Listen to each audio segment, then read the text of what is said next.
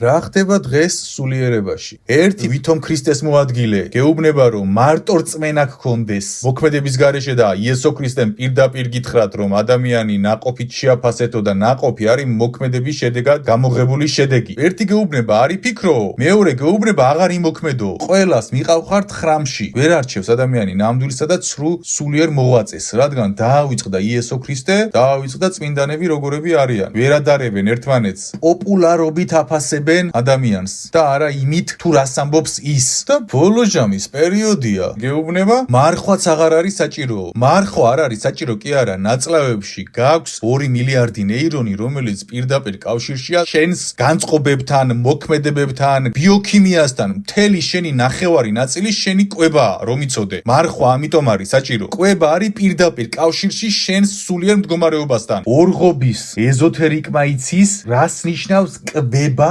სულისთვის. კვებას აქვს დიდი მნიშვნელობა. ბავშვმაც იცის ეს ეზოთერიაში და მან ეს იცის რომ კვებას აქვს დიდი მნიშვნელობა და გამიზნულად აკეთებს ამას. ამაშია დიდი ტრაგედია და თქვენ ამას ნაწილი ხედავთ, ნაწილი ვერ ხედავს. გამზადებს იმ კატასტროფისთვის, რა კატასტროფასაც აგიხსნი. ესენი არიან ბოლო ჟამის ბნელი ქოუჩები. იძახის რომ მარხვა არაფერი არ არის და რწმენა მთავარიო და მართალს ამბობს. რწმენა არის მთავარი, მაგრამ რწმენა არ არსებობს მოქმედების გარეშე. გატყუებთ სიტყვებს შორის. ამ სამყაროში არსებობს ესეთი კანონი, ღმერთს ხელი არ უნდა გაუშვა, არასოდეს. მაგრამ ხელი შენ ღმერთს არ უნდა გაუშვა იმით რომ მოქმედებებში უნდა იყო. ღმერთზე ხელის არ გაშვება არის ის რომ მარხვაზე ხარ, გააუმჯობესე შენი სხეული, შენი ტაძრის მდგომარეობა. მოქმედებებს აკეთებ კეთილშობილურს. ამით არის ღმერთზე ხელის გაშვება ან ჩაჭიდება. რწმენა ამით გამოიხატება. არ არსებობს იმაზე დიდი დანაშაული, ვიდრე ქართველს უთხრა რომ მარხვა არაფერს ნიშნავს. ეს არის დანაშაული ადამიანს რომ ესასწავლო. ქართველს ისედაც პრობლემა აქვს ამის. მან კარგად იცის თქვენი სისუსტე რა არის. თქვენი სისუსტე არის ის რომ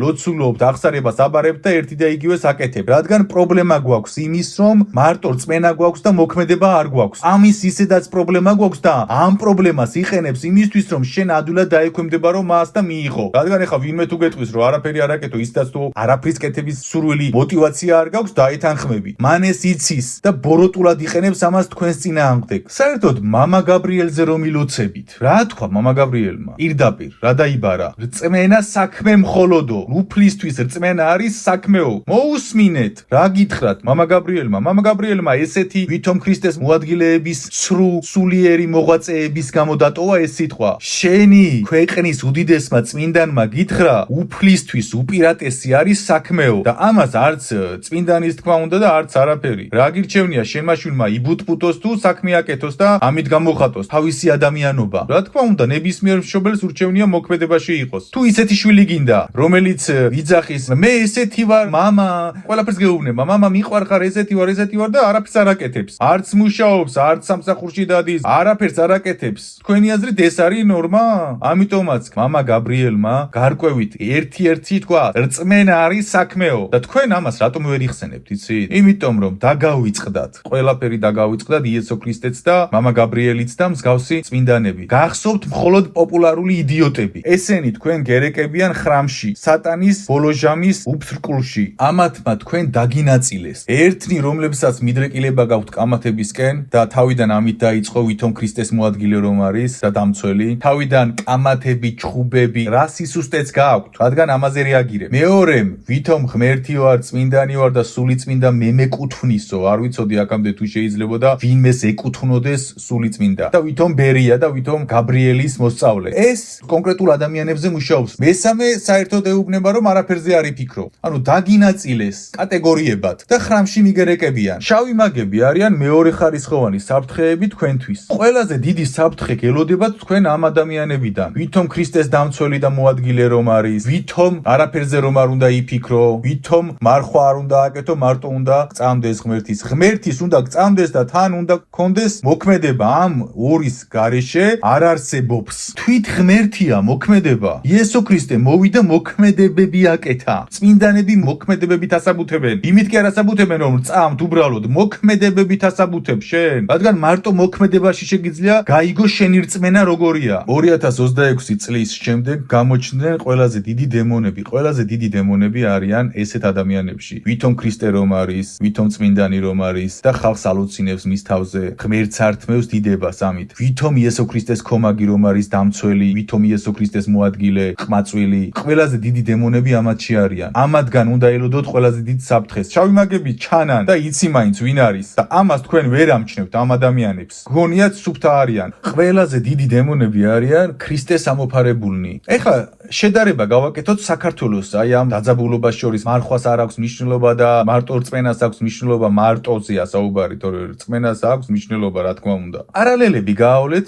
სოფლიო სიტუაციებთან. დაბომბვები დაიწყო ირანის ამ ყმაწვილმაც წამოწია კონფლიქტი. დაბომბვა ემოციურად ხალხი. ტრამპი რას აკეთებს? იესო ქრისტეზე ლოცულობენ და მერე ბომბავენ ქვეყნებს. ეს ვითომ იესო ქრისტეს ქომაგი, ვითომ იესო ქრისტეს მოადგილე. იგივე პერიოდში ბომბავს ხალხს. ერთნაირები არიან, შედარება გააკეთეთ. შოუ ბიზნესის წარმომადგენლები, რომლებიც შავ მაგიაში არიან და გვერდით ყოველთვის დაყვებოდა პირადი ვედმა, იგივე შავი მაგი და ამ შავში არიან, იესო ქრისტეზე ლოცვები დაიწყეს საჯაროდ. ვითომ იესო ქრისტეს გვერდით არიან. სატანის ბრძანება, უცხიმპიროდ ამოეფარონ იესო ქრისტეს და ამოფარებული არიან. რომელი იესო ქრისტეზე ლაპარაკობთ? ხოცვაჟლეტა არ დამთავრებულა ამ ადამიანის ცხოვრებაში და შეპყრობა თქვენ, როგორი რაღაც გონიათ, რომ დუჟი მოდის ადამიანს პირიდან და სხვა დანარჩენი? არა, ადამიანი უბრალოდ ვერ ხვდება, რომ შეპყრობა აქვს, იმიტომ რომ როგორც კი მიხვდება, მაშინვე განდევნის. ამიტომ ადამიანი ვერ უნდა მიხვდეს, რომ შეპყრობა აქვს. ყველა ამათ დაჭერილი ყავხართ თქვენ სისუსტეებზე, მოკლე ვიდეოებს ხართ მიჩვეული, სამსახურიდან დაღლილი მოდიხარ, არ გაქვს შემეცნების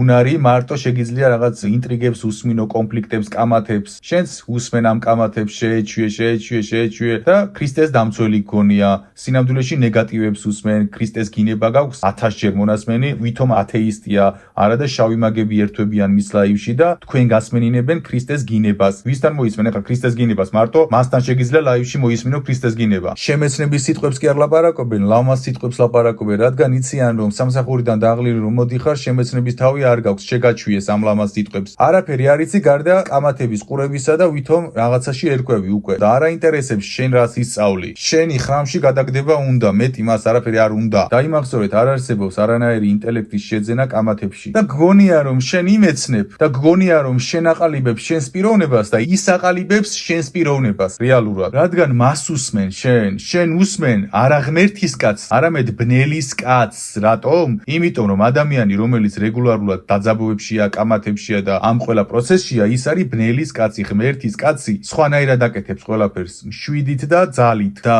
მასეთ კაცს რომ მოусმენ, მერე უნდა მოусმინო შენს გულს და შენი გულიდან ღმერთს. აბა რა თქვა ამ კაცმა? მეც რომ მომისმენ, იგივე უნდა ქნა. მაგრამ შენ ამას აღარ აკეთებ. უკვე ისეთ გაგსვარა და ისე ჩამოგაყალიბა პერსონად, რომ უკვე დიდ ფეკალიებს გაჭმევს. აბა თქვენ როგორ გონიათ? მაგალითად ის ბერი რო არის, ვითომ ქრისტე და ვითომ წმინდანი. როგორ აჭმევს ამ ადამიანებს, ამ სიბინძურეებს? გადახედეთ პოსტებს, მთელი რიგი ნეიროპროგრამები, შავმაგიური ელემენტები, ყველაფერია შიგნით ჩართული. თქვენ ამას ვერ კითხულობთ, ვერ ხედავთ და წლების განმავლობაში თქვენს ფორმირებას აკეთებს. ნახეთ როგორ ფორმირებას აკეთებს. თქვენ გიკვირთ ეს ადამიანები ასეთ რეალობას რატომ ვერ ხედავენ, რატო არიან ესეთ ფანატიკურ რაღაცაში? ადამიანი ფანატიკოსი უცებ კი არ ხდება. ნელ-ნელა ხდება მისი პიროვნების ჩამოყალიბება და ამ პიროვნებას აყალიბებს ის ადამიანი, ვისაც უსმენთ თქვენ და ვის უსმენთ თქვენ? ამაშია თქვენი პრობლემა. ვისაც უსმენთ, ამაშია თქვენი პრობლემა. ერთ ნაწილს სასწაულების ყურება უნდა, შავმაგს შეუძლია სასწაულები გაჩვენოს, მით უმეტეს მის ენერგო ეგრეგორში თუ ხარ გაწევრიანებული, ის ბერი და ის რო არის. გაშიფრული მყავს ყველა. ხალხს ის კი არ აინტერესებს, საერთოდ რა ქაქს აკეთებს. სასწაული თუ გააკეთა, ესე იგი მორჩა. ან შოუ თუ დაგიდგა და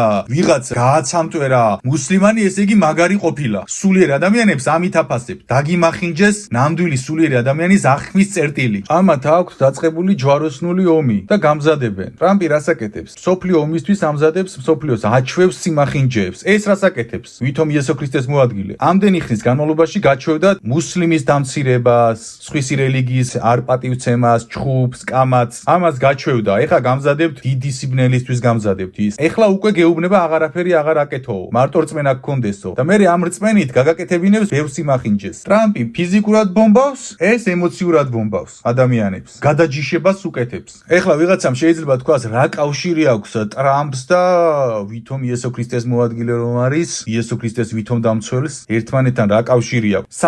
სატანა ქვემოდან ერთ ბრძანებას რომ გაცემს, ყველა ბნელი ექვემდებარება სატანის საერთო ბრძანებებს. მოქმედებს, პროტოკოლებს. ერთი ბრძანება რომ გაიცემა, დიდი დემონი და პატარა დემონი და ორღობის დემონი ერთი და იგივე მოქმედებებს ასრულებს. მაგალითად, სატანა თუ ეტყვის რომ ეს პერიოდი მჭირდება დაძაბულობა, ყველა ის, ვისაც დაქვემდებარება აქვს დაძაბულობის, იწვევს დაძაბულობას. ტრამპი ბომბავს, ეს ბომბავს აქ. ერთი და იგივე დროს ხდება, რატო სხვა დროს არა? მიხვდით, ესენი ექვემდებარებიან ერთ საერთო ბრძანებებს. ღმერთის ხალხთანაც იგივეა. მოდის პროტოკოლები უფლისგან, როგორ უნდა მოიქცეს სიმშვიდე, რა დროს უფრო მეტი უნდა შეინარჩუნონ და ასე შემდეგ. ღმერთის ხალხთან მოდის პროტოკოლები და რა ინფორმაციებსაც აგზავნის უფლის სახლიდან იმას ვაჟღერებ თემებს და არა იმ თემებს რომელიც TikTok-მა მირჩია, ან ის რომ ვინმე წამოეგოს ამაზე. გესმით და ის უსმენს ბნელს და ბნელი უსმენს სატანას და ყველა ერთნაირი მოქმედებებით არის ამიტომ. ტრამპიც და ესეც იმიტომ არიან ერთნაირად. ერთ დროში. დამთხოვა ეს არ არის. მსოფლიო დაძაბულობა და ამათი დაძაბულობა აქვს. ასეა. ტრამპი და ადმინისტრაცია ილოცება იესო ქრისტეზე,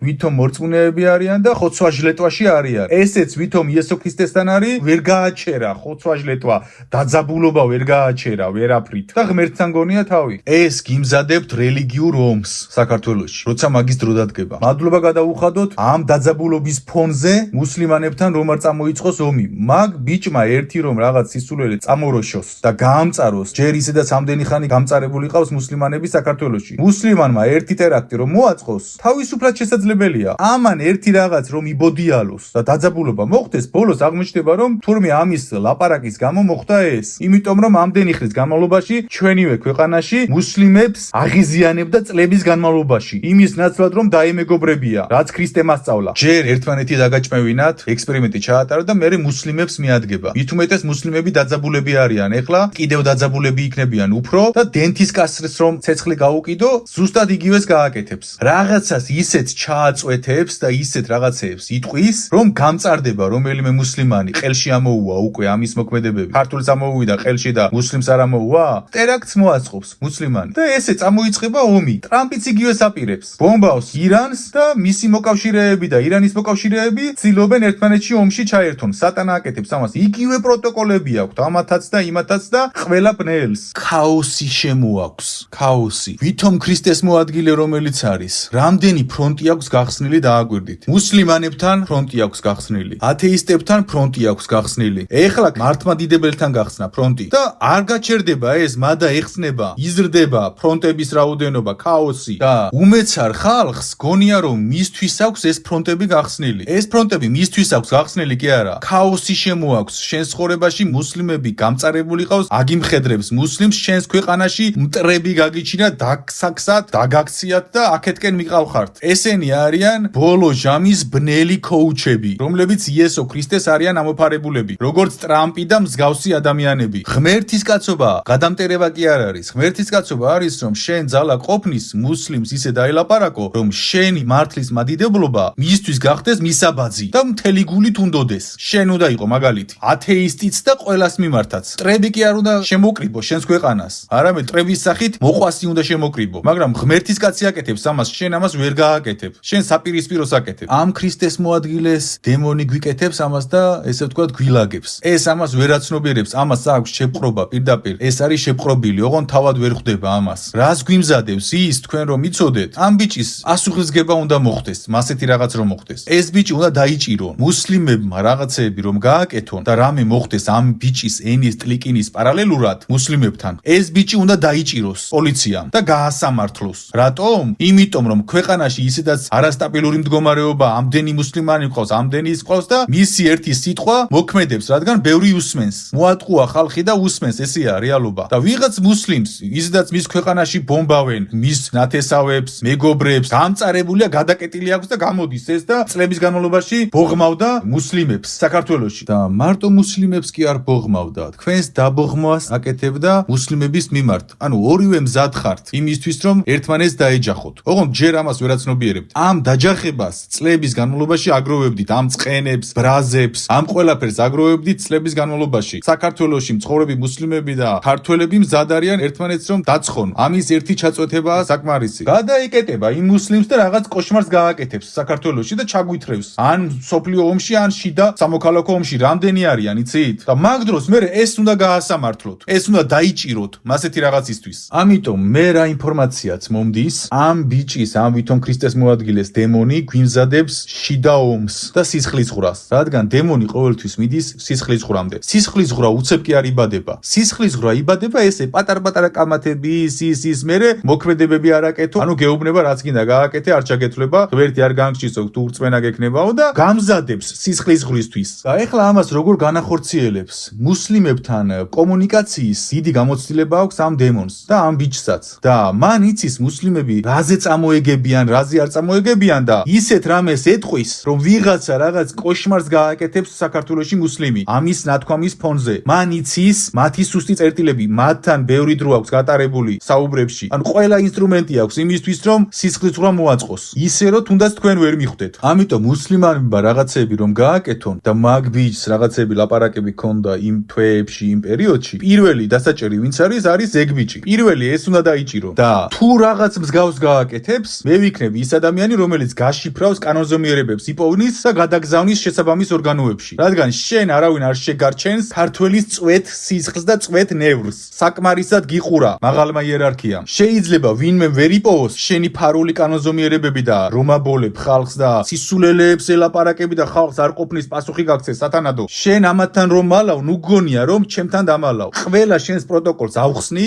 ისე რომ ვეღარ დაიმალები და ასრულებელობაში მიეცემი. ამიტომ კარგად დაფიქრდი სანამ რაღაცას განახორციელებ მომავალში. ეს შენს გასაგონად არის და შენი დემონის გასაგონად. ბოლო ჟამის პერიოდი არის ყველაზე მზაკვარი პერიოდი. ყველაზე მზაკვარ პერიოდად ითვლება ბოლო ჟამის პერიოდი. დაიმახსოვრეთ ეს. მოусმინეთ იესო ქრისტეს ნათქვამს, რომ ნაყოფით შეაფასეთ ადამიანიო. რას ლაპარაკობს და რას ფიქრობს კი არაო. ნაყოფი რა არის? მატერიალური შედეგი. ნაყოფი არის ეს. ნაყოფით შეაფასეთ ადამიანებიო. მამა გაბრიელმა რა გითხრა? რწმენა არის მხოლოდ მოქმედებაო. მამა გაბრიელის სიტყვები მოძებნეთ და იესო ქრისტემ და შენი ქვეყნის უდიდესმა წმინდანმა რაც გითხრა, მაგას არისმენ და პავლე მოციქულის გადაკეთებულ სიტყვებს იყენებს, მარტო პავლე მოციქულს იყენებს. თითქოს სხვა მოციქულები არ არსებობდეს. გესმით რაშია საქმე? დემონი გეთამაშებათ, გატყუებთ და ხრამში გეპატიჟებათ. ამიტომ იყავით ყურადღებით ბოლო ჟამის ბნელის ქოუჩებთან. თუ არა და თქვენი საქმე არის წასული.